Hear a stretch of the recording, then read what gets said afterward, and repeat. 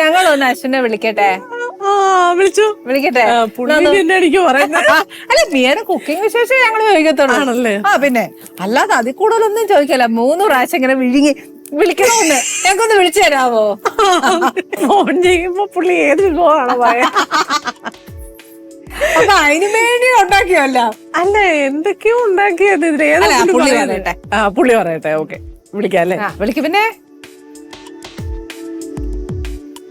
ഈശ്വര ഭഗവാനെ രക്ഷിക്കണേ, എനിക്ക് നല്ലത് മാത്രം വരുത്തണേ. കൊച്ചു രക്ഷപ്പെട്ടു. സാരല്ല, നമുക്ക് 5 മിനിറ്റ് കഴിഞ്ഞ് വിളിച്ചു നോക്കാം. അപ്പൊ പിന്നെ പുള്ളി ബിസി അല്ലേ? അഫ്കോഴ്സ് പുള്ളി ഒരു ബിസിനസ് പേഴ്സൺ ആണ്. അപ്പൊ പുള്ളി എത്രയായാലും ബിസി. ഭാര്യ വിളിച്ച ചാടി എടുക്കണം. വരട്ടൊക്കെ ഉണ്ടോ? അപ്പൊ ഏത് സമയമാണെങ്കിലും ഞാൻ വിളിച്ചാ മര്യാദക്ക് എടുത്തോളാം.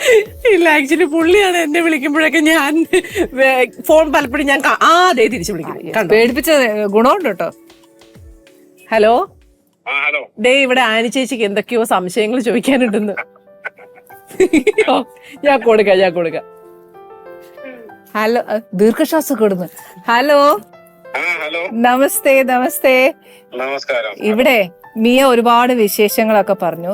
അശ്വിന് ഭയങ്കര നല്ല ഫുഡൊക്കെ ഉണ്ടാക്കി തരുന്നത്, ഭയങ്കര അടിപൊളിയാണ്.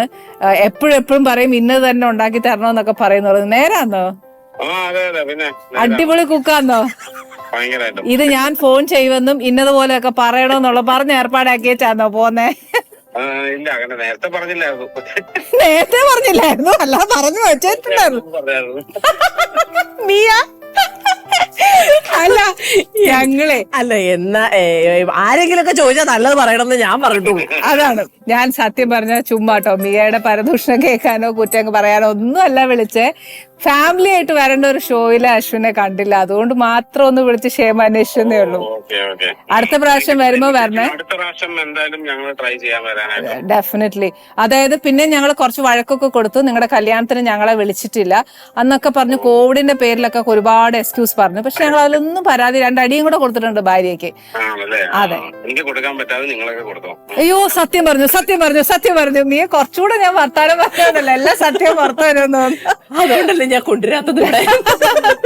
But still very nice to meet you. അടുത്ത പ്രാവശ്യം വരണം കേട്ടോ. എന്താ ആഹാരം ഇഷ്ടപ്പെട്ടത്? ഓക്കെ, അശ്വിൻ ആക്ച്വലി ഏത് ആഹാരം ഇഷ്ടപ്പെട്ടെന്ന് മിയ ചോദിക്കാൻ പറഞ്ഞു. മിയ ഉണ്ടാക്കി തന്നതിൽ ഏറ്റവും ബെസ്റ്റ് ആയിട്ടുള്ള ആഹാരം ഏതായിരുന്നു?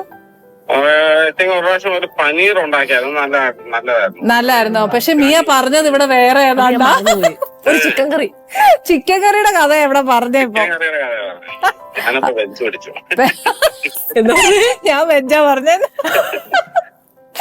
ഓക്കെ, എന്തായാലും നല്ല സന്തോഷമുണ്ട് വർത്താനം പറയാൻ.